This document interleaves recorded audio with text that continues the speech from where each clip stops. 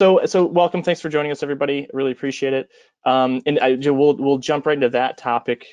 Actually, hang on. Let me stick to the agenda here. Okay. So the first thing I wanted to mention was that we did make the board agreed to make a $5,000 donation to the Futures Foundation. I know historically that was something that AMORC has done in the past. Just to give a little bit of context, because when I knew what Futures Foundation was a number of years ago, but for my own peace of mind, I met with Michelle Glazer, who is the executive director of Futures Now. We met a number of times actually over the past couple of months so that I could get a better understanding. And I guess, just make sure that our money is going directly towards impacting people in a positive way and not typical nonprofit things. I don't want to be paying for pencils and whatever else. I want to make sure that it's really being impactful. And Michelle had some really exciting things that she was talking to me about, especially, again, the Futures is in a similar situation as us in terms of being a separate 501c3, and there's just a lot of options that's associated with that. And so I'm curious to see which direction she goes. I don't think her and her team, it's only a 2-woman team there at the moment. But I'm curious to see what what Futures Foundation becomes. But I really want to make it clear to her, when we met that, we really want to be impacting people in a positive way and making sure that the money reaches individuals receiving services and individuals in need. So that's Just great. as a clarification, Zach and I talked about this, and in the past, AMORC has just given money to the Futures Foundation without any strings attached. And Zach said rightly that we should have some strings attached to that. Yeah, and it's really, from what she says, again, I want it to be something that Michelle and her team get to announce as things evolve for them. But I think there's going to be some really, really exciting opportunities for Michelle, her team, the Futures Foundation, and people that they have supported in the past and people that they plan to support in the future in the model that she was talking to me about. It really had me excited for what the possibilities could be for the people that benefit from their support. So a little caveat with that, though, is we haven't made the donation yet, and I explained this to her because we have a treasurer problem. We don't have a treasurer. So Well, John, the thing was, I've been able to deposit, obviously, membership checks that have come through. And I could have moved forward to say, well, I'll just handle the duties in the meantime, but I really didn't feel right about that. So, I've tossed it out to the board a number of times and no one's really put their hand up. So unless we get a member or a board member who is interested, I do have some candidates in mind outside of AMORC. One kind of turned out to be a bit of a bust, just because of their availability, but I do have some options. But that's been a big hindrance for me, and it's going to be something that, John, I'll need you to sign. We can get into the details offline. But what happened to Dan? he stepped down. Yeah, it sounded like. Yeah, when we talked, it's been a number of months now. And yeah, when we were talking a bit about the online, the virtual membership platform and things, right. I think, I don't know if it was miscommunication, maybe I didn't communicate it very well. I really thought it was going to be an opportunity for him to not have to do so much manual input. And I thought it was all positive, but I don't, it might have just been a good time for him to say, well, I've been a part of this for a while. He's done a lot of good for the board and the people served through MORC and his own family included. So I think he just felt it was the right time, to transition off the board. So. So yeah, we are stuck with that problem. The good thing is our financial situation is, and John, you'll be able to give the history. It is what it is. There's really no money going out, or very little money going out. I did email out the same report that Dan did. I did the report, and I'm keeping the books as they are. Again, that's something that when we get someone, we'll make sure that they go through an audit to make sure there's nothing dodgy on my end. But it's really simple stuff. I mean, there's not a lot moving on the financial side of things. Pretty much depositing member donations and memberships, and then I mean, that's kind of it. Just this donation to the Futures Foundation, and obviously our annual reporting and audits. So pretty simple stuff. Zach, Yep. Randy, I have a couple of questions about the foundation. Do you have a rough idea of how much they receive in a year? So I didn't ask her like annually what they receive. From our conversations, it's quite a bit. They do a lot of fundraising. I think she'd mentioned one fundraiser they had done the best during the COVID era than they've maybe ever done. I think it was upwards of like 60 grand. I don't quote me on that. I do know from a couple of people, and as well as Michelle, they have a nest egg, and that's again why I really wanted to stress to her how important it is for our donation, whatever the amount. Oh, sorry, go ahead, Ms. Bob. Because I'm Liz Bauer, and I'm on the board of the Futures Foundation, and its mission and vision are very clear that any of its gifts going forward benefit the life and of persons with intellectual developmental disabilities. It's absolutely clear. That's the only thing they give to. Generally, we have donated what is typical for foundations, 5% of the corpus every year to support individuals' particular needs, and then dental care. Dental care has been a prime concern because that's one area of that's not covered for most people with intellectual developmental disabilities. So substantial funds have always gone to support dental care for individuals. That hasn't changed. It is a separate corporation. It has a board of directors. Uh, they're an established board, very distinguished people in business and people who are advocates, such as myself. Um, and their 990 is public information. You can look at it, and you should be, you can get it. I mean, you can get everybody's 990, and see what people are paid and what they use their money for. I just want AMORC to be comfortable to knowing that if they give $1 or more to the Futures Foundation, it will be used solely for the support of individuals with developmental disabilities. The board is not paid. It isn't compensated in any way. Unlike the work board, we get nothing for going to meetings.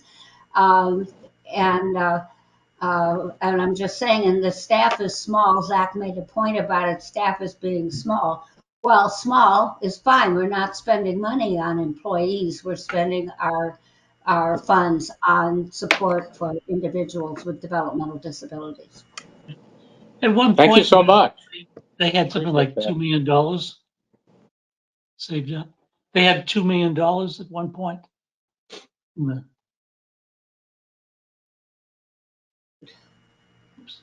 You Yeah, can't hear. we are. Wait, why is it not unmuting? No, it's You're good. okay. You can hear? All right. Yes, that's it. That's grown over 20 years through investment. It's largely been managed by Dana Lochnitzkar at Merrill Lynch and Jim Nicholson at PVS Chemicals, who was the president for 20 years. And so the funds are invested. We do fundraising. We are not having any fundraisers this year, 2022. So we're not adding money to that. We did Right. have an honorary an event that honored Jim Nicholson and Dana Lochnitzkar in 2021, and that brought in some funds to add to the corpus. But basically, it's been investment income that has grown the corpus of the foundation.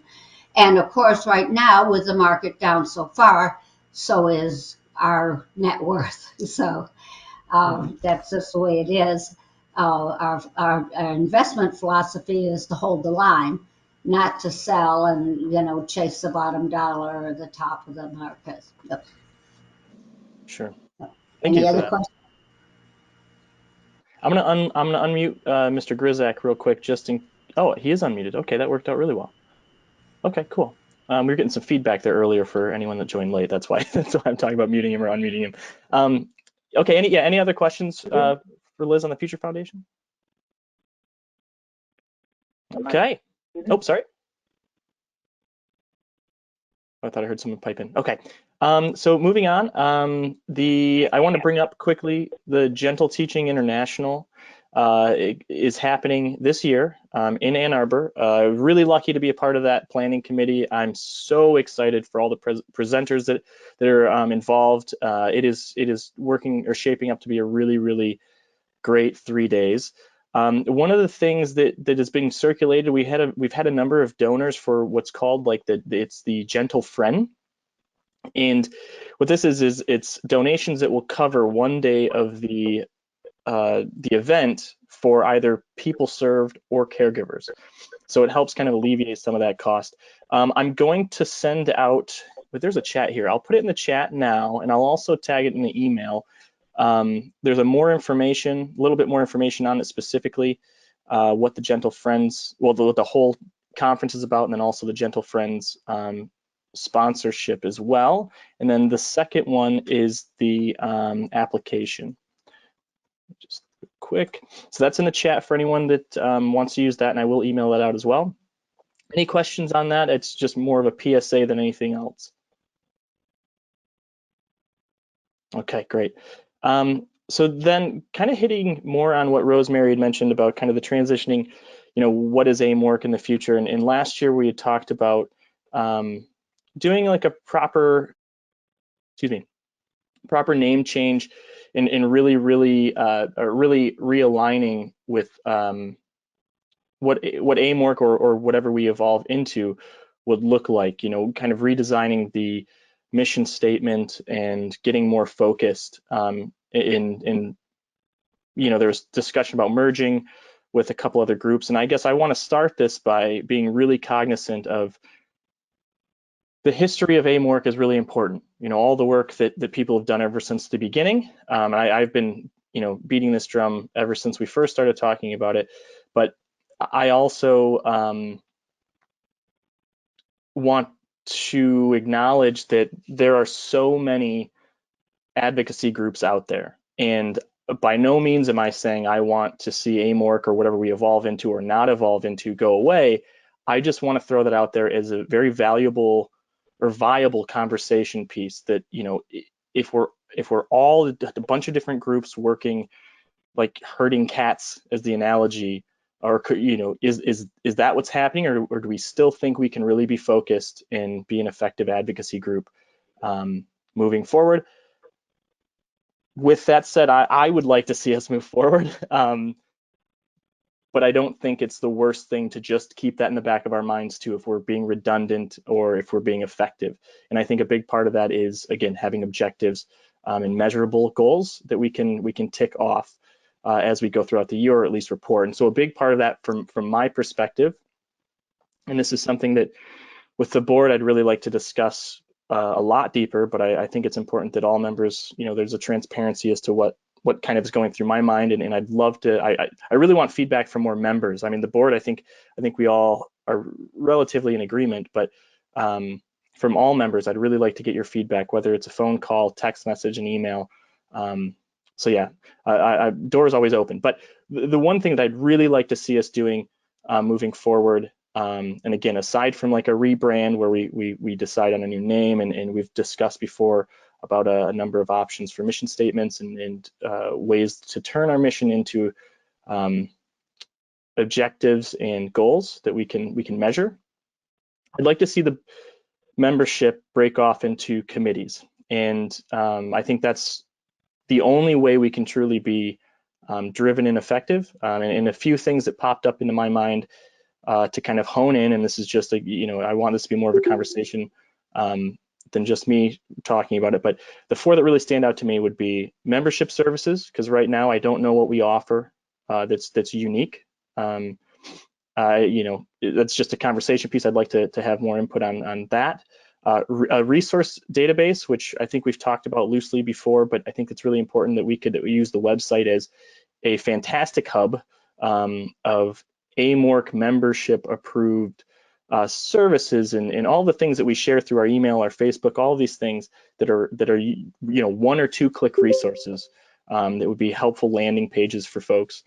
And then like a dedicated advocate pathway, meaning, so we might choose right now the, 597, 598 are at the top of everyone's list, and then transportation. It's another huge one that comes up time and time again, having like a committee based solely on a topic or topics. And then the other one I think that needs to constantly be in the talk is the standardization pathway for direct support professionals. So that's just my thoughts on the committees. Before I go on, what are any other thoughts? Or Rosemary, did I touch on what you were talking about, or did I go way too big? Actually, my call dropped, so I had to redial in, so I missed part of that. But no, I think you probably did a good job. What I heard sounded good. Okay. Yeah, I mean, so I think your question earlier, just I'll revisit it. You can help me, shore in what you were trying to get at is, last year we talked about, a new name change and kind of this natural progression of what AMORC would evolve into, and kind of, regrouping everybody. We have 400 members, but how many folks are able to make it here? Is this an effective method? All the things we've discussed in before. I think the next few months, with our next meeting being in November, I would like to have things shored up I'm hoping by the end of the year we can have, all the little things, of course, a name, a logo, an objective. Committees are a big thing that I was just talking about, which you probably caught a bit of that. Whatever we evolve into, I would like to have a deeper conversation about that, maybe as a board, and we can present that and see which members agree and want to move forward, and also get membership feedback, which is I'm finding troubling. I'm really struggling to get a lot of feedback from membership, and I don't know if that's my approach. I have it on my calendar next week, and all my off time, I'm going to be making phone calls to every single one of our AMORC members. So if you get a call, I'm not trying to harass you. It's just I really want to get people's feedback. I really want to get to know the membership and the people that they're thinking of, that brought them to AMORC. Sons, daughters, brothers, whatever, sisters, whatever it is.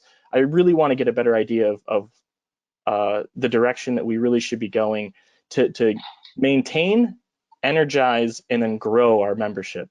I think that's where right now I think it's at a lull a little bit, in terms of not in terms of action, reaching out to legislators and things like that. I think I've had a lot of really good feedback from membership doing the action, which is really the best part. But I just want to make sure that I'm keeping people wanting to continue to be members and continue to be active and continue to be energized.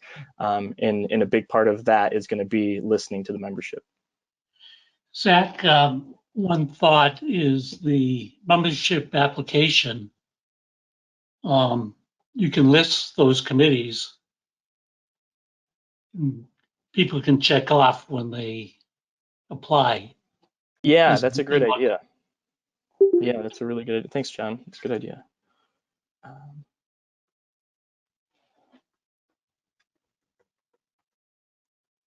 Just want to add a quick note.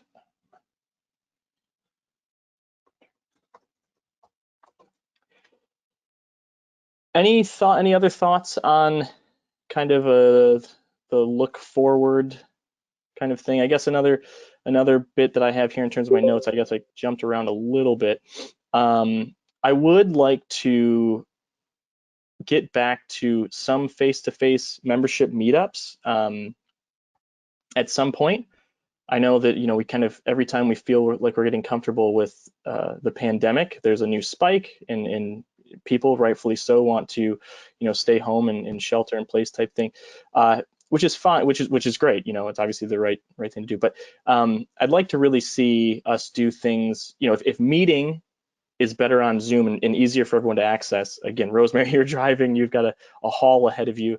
If the meetings are like this, and we're just talking about committee reports type of a thing, that's great. I would like to see things like just socialize, like you've mentioned before, Rosemary, and others have as well. But the socialization, kind of get together and really network and get to share your stories, family stories and experiences, and see where that kind of takes us. That's kind of a goal of mine at some point. So I'm thinking if we're doing quarterly formal meetings, we could maybe do, I don't know, bi-monthly meetups, casual thing. Nothing, nothing too serious. Just allow people to really get together and share their experiences, and mentor and help one another too. Well, Zach, I'm trying to search back in my brain when we actually had our first general membership meeting, and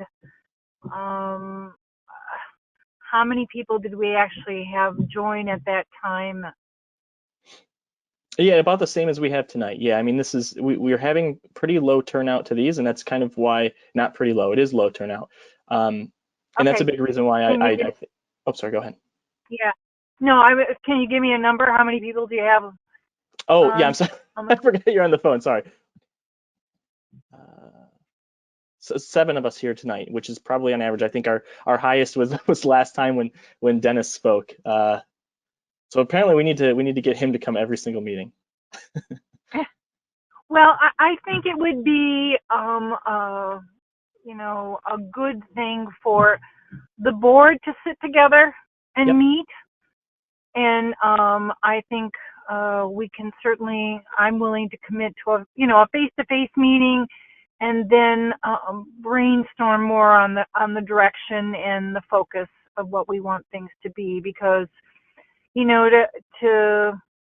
to engage a call with only 7 people and your membership is how many, you know what I mean? Yeah, sure. Again, it needs to reach more people and have more input. So. Yeah, I completely agree. Yeah, but I think in terms of, yeah, as a board, yeah, you're right. Yeah, sorry, I'm conflicting thoughts and I'm brainstorming on the fly here. Yes, I agree with you, 100%. And I guess when we've had the discussion about, are there multiple groups out there? They're all kind of doing something similar, and, yes, maybe, but, or is this truly kind of a product of the whole COVID thing? You know what I mean? Everybody's kind of out there isolating still. You know what I mean? I don't know. I don't know. But I think to be an effective organization, we need to look at whether it's worthwhile and what the true meaning of it is, and it's got to add value, somehow to the people Yeah, that I we're agree. trying And to. I also think that if there's a crisis, people show up. yeah, Programs being cut, money being cut, people show up. yeah, and I think again, this, it's a much bigger conversation, but I do think that's the focus maybe being on direct care shortage, and maybe being a landing spot for people to really get active and motivated. I think that is maybe the gap that AMORC can fill for the time being. Really focusing on that and kind of pooling all of our skills, all of our membership skills, and getting the word out. But this is so this is why also I was mentioning, like, we are kind of in this transition thing, because I really want to see our membership become more active, and I really want to get the AMORC name out there. However, if in 2 months we change our name, it feels like counterproductive in terms of of an organization standpoint. Now, all of it, there's no concern for me as to if the membership are advocating independently or on their own, writing, calling, those things. But as an organization, we're kind of, I feel, and I could be wrong, I feel kind of trapped right now, between the transitions of MORC and Easter seals and whatever AMORC shapes into next.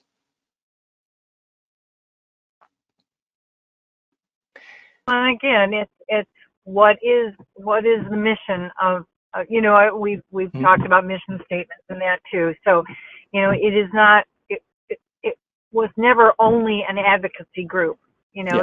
It did have more to it than just advocacy. So yeah, I really think we can spend a lot of time talking, but I think the board really needs to sit down and put down some type of framework or a plan to take our next step. Yeah, I agree. Hey, Yeah. why don't we? I just. Oh, sorry about that. No, it's good. Power through it. You could. It's not as bad as it probably sounds on your end. Well, the point is, we should take the lead on this, set up something, invite all the people that we think would actually show up, and lay out a plan for your committees. Yeah. What our goals for the next 3 months are, and see what kind of participation you get, and then see if we have to regroup and go a different way. But I think as the board, we need to take the lead, set it up, and get the people to come to it or ask them to come, or it's not going to happen. Yeah, and I agree with you, Mr. Grzak. I think that over the past few months, I was really hoping to get more feedback from the membership before we just presented something. But I can agree. I'm at the point now where I think that, yeah, the board needs to create. I love, the word framework is not used enough. We need to create the framework and say, this is kind of our mission. We'd love for you to come along. And this is the model going forward. So, yeah, very good. It's not like AMORC isn't doing anything for Right. the membership. Like Mike Hardy does the newsletter. It came out today, and Facebook and the website. So we are providing information to people. Yeah, I definitely think that's still the strong suit of AMORC is it's really presenting information. And again, this is what we kind of talked about earlier in the year is that maybe that's all people want, to Rosemary's point, that it wasn't just an advocacy group. There were, support group elements involved, socialization elements, mentoring elements, and I want to keep all those things. I guess I was just very hopeful that I'd get a lot more feedback just based on our numbers in terms of what people want, instead of coming through like a sledgehammer trying to get the wasp and just say, well, this is what we're doing now. I was kind of hoping to have it more membership led, but to Rosemary's point again, COVID has really made things strange for a lot of people, and schedules are changed, and what people want is different, and more people are consuming things virtually, obviously, and which is, could you imagine the people you've talked to on Zoom or GoToMeeting, if you had asked them to get on a virtual meeting 5 years ago, it would have never happened in a million years. So I think it's a really great thing. It's really positive, and I want to really capture that by hopefully incorporating a lot of that technology into AMORC moving forward. So true. So I mean, I guess internally amongst the board, Zach, if you want to facilitate throwing out some dates and times, and we can have that be our next step. Yep, I completely agree. That's note has been made. Yeah, I will definitely share an email. We'll get everything scheduled and organized right away. Can I ask? Can I Sorry, ask go. Sounds good. Can I ask what the membership numbers are for AMORC right now? We are at like 378 to 381, I think was the latest that we had. And can I real quick question, can I get your name and the gentleman's name with you? My name is Sharon Duddles. This is Ben Duddles. We're here only because Ben attends New Gateway, and Oh, Lynn great. sent out an email, and we have been in and out of AMORC for a long time. We've done membership, we've not done membership, because I really don't know what it is. In fact, the idea of a name change is probably a good thing, because when I looked it up, you guys don't even come up until way down the list as far as what your mission statement is. Yeah. There's some mystical group that comes up. The Rosicrucians, they get everybody. They do. Oh, yeah. Yeah, so changing the name would probably be a good thing, but we're just here to listen for right now. Ben wants to be more involved in what's going on, and again, I don't even know what AMORC does. I know I used to attend seminars that you guys did, but I haven't heard anything in a long time. So we were interested to find out more about what's involved and whether or not this is something that would be good for us to join again.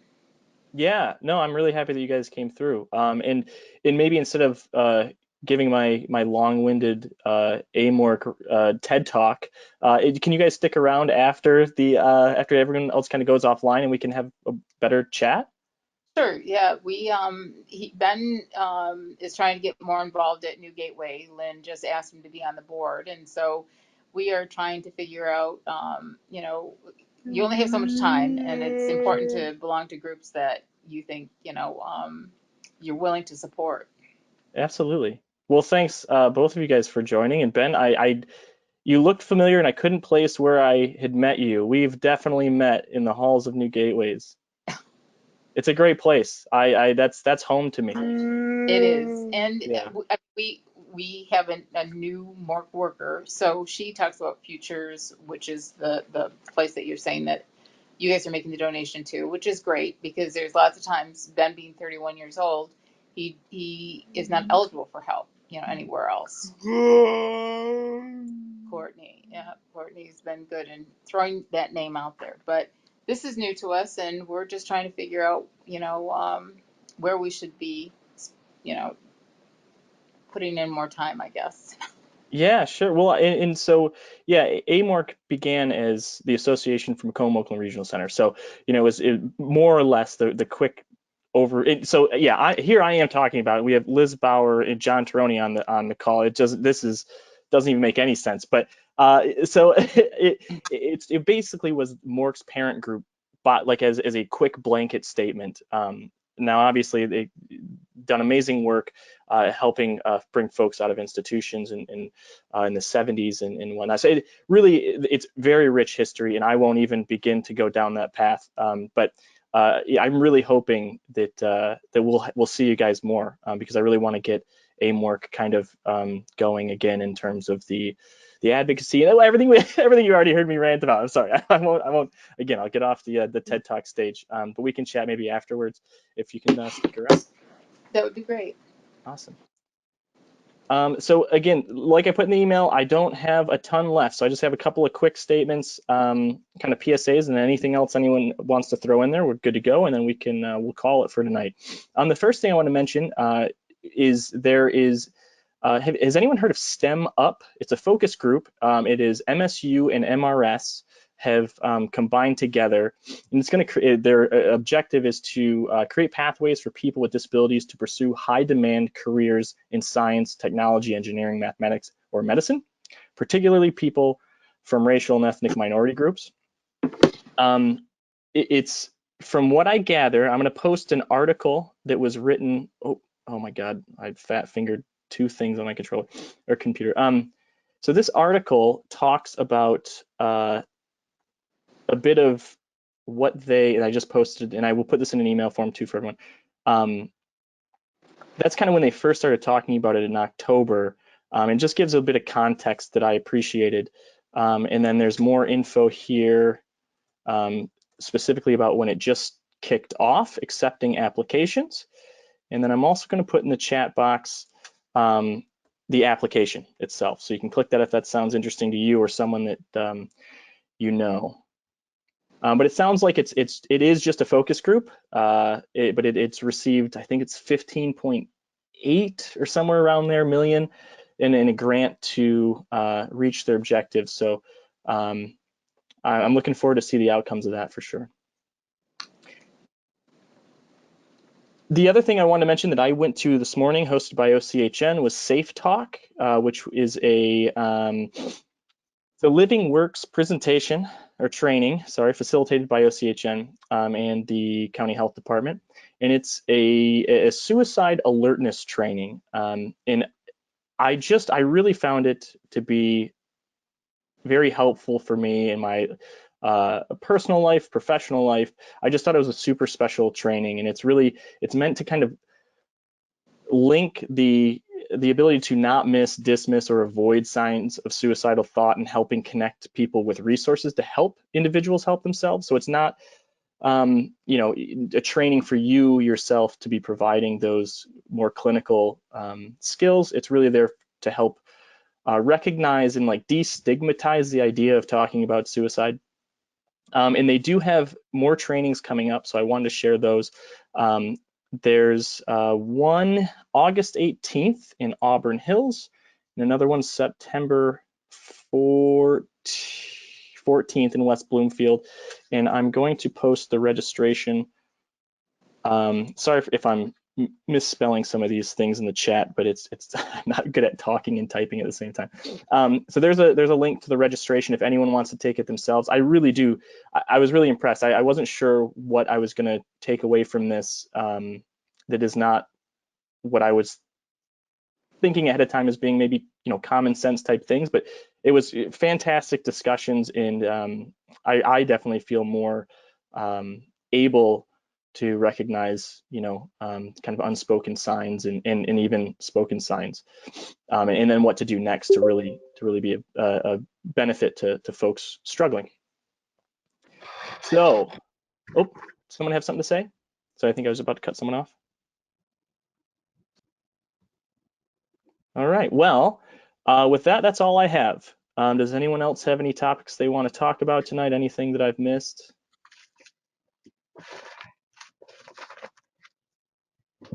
Just one thought, Zach, giving people more notice about the meetings, like a flyer or something like that. Yeah, I mean, it snuck up on me. I'm so sorry. I even thought about the Facebook page today, and I was like, oh my, I think it was like 4:30 this afternoon. I was like, I didn't even consider checking the Facebook page to put it up there. So you're totally right. I will be better about that in the future.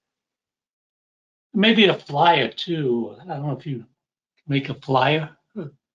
Yeah, I definitely. think that'd be helpful too. Yeah. Hey, Zach, Yeah. why couldn't Yes. we put a schedule of events on the YouTube thing so that everybody could look at it and see if something's coming up in that? It's almost like you read my mind a few months ago when I made the event calendar on our website. Yeah, we do have it up there. It's one of those things though. I emailed out. I will definitely remind folks because the website has been an ever evolving thing. I have been emailing out when I do make changes to it, and it's definitely slowed down. But to your point exactly, it's one of these things that I think people forget that it's even there, to be honest. And being reminded, I think, is really important. So I will be better about that as well, Mr. Grizek. Thank you. And also feel free, obviously Lynn is great at passing around information as well. Feel free to email me or text or call or any way to get in touch with me. Any events or things that you want to put up there. I was also putting on the event calendar on the website, which I think is just the amorc.com/events. Don't quote me, but there's a link on the homepage. But legislative coffee hours as well. But as you can imagine, I can't do the whole state or the lower half of the state. So if I have missed anyone watching this on YouTube, presumably we're all in Oakland or Macomb on this call, but anyone watching this in the future, if you have a legislator that you want to be reminded about their coffee hours, let me know and I can track it. There's a number, there's a couple in Ingham County that I do track as well, because we do have a member or a few members over there that I'm trying to learn about their policies, programs, and supports. So yeah, don't hesitate to ever reach out. That's the number one thing I want to get across to any members. I'm happy to direct you or help in any way. So. Any other business? Ben, anything Just on your one mind? question. If you do change the name, how does that impact like membership renewals, AMORC Facebook page, Mike Hardy's newsletter. Yeah, and that's Well, something. we'll Oh, have to sorry. Go sync ahead. all those together somehow. Yeah. So in terms of the website and the newsletter, those should be pretty easy edits. And then from the organizational standpoint, it's just I forget the name of the form, but there's like a name change form for 501c3s. It's relatively easy to go through that process. The Facebook page we probably will need to migrate, and that would be something that we can launch and maybe even use some of our excess funds for advertising. And I think that's going to be one of the things that I'll present to the board too, is Google advertising. I've had success in my personal day-to-day or day job through Google advertisement and things like that. So I think once we do that and we have a launch, we'll be able to get everything aligned. It shouldn't be too difficult. Flipboard, which is what Mike uses for the newsletter, is a pretty simple thing. And I mean, he's refined it over time just through suggestions and whatnot. But even if he had to completely recreate it, I mean, I think him using Flipboard is, it's the easiest thing for him. He's very versed in it, so it should be an easy enough thing. But that is a very important question for sure.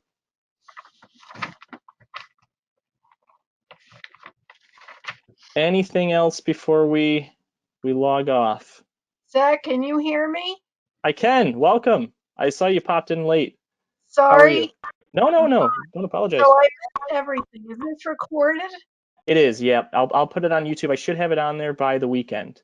I'm Oh, hoping on tomorrow. the YouTube channel. Yep. Okay. So you're going to have a new name, I take it. Well, we're just kind of discussing openly about what happens. The transition process between MORC and Easter seals seems like a pretty natural point for AMORC to evolve as well. And a big part of that, as the Duddles have pointed out here, it's very hard for new people to distinguish what AMORC is and just find us through a simple keyword search, unless you want to get involved in some pretty gnarly stuff in Africa or wherever their home base is, the Rosicrucians.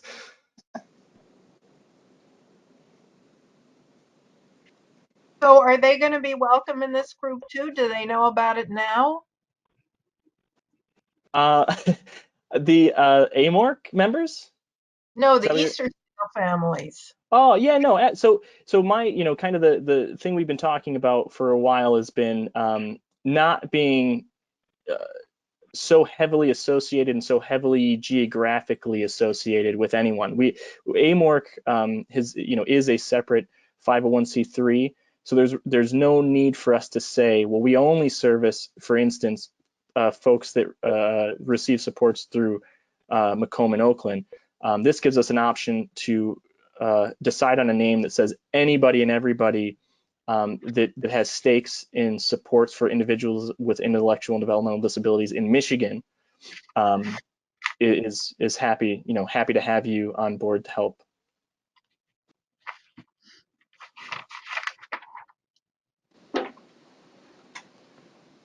So that would obviously open the door for Easter Seal, anyone through Easter Seals or any other agency for that matter. So I'm looking at your agenda now, but I'll hear it when I go on YouTube. You think tomorrow? Yeah, and again, if you want to stick around, Judith, we can have a chat afterwards. I'm gonna talk with Ben and Sharon real quick. But then yeah, I can get you caught up, or you can check out the YouTube video. It should be relatively short, about 35 minutes or so. That you'll be ready, you mean? Is that what Oh, you mean? so the YouTube video itself. Oh, So yeah, because okay. I think we're just going to adjourn now, unless anyone has any other concerns or something to talk about, and we can wrap up nice quick meeting tonight. But then yeah, if you want to stick around, you and I can chat, or you can check out the YouTube video at your own convenience, whatever works. Hey, Randy here. Thank you all, and thank you, Zach. Yeah, So no, is that thanks. your phone Goodbye. number back at the bottom?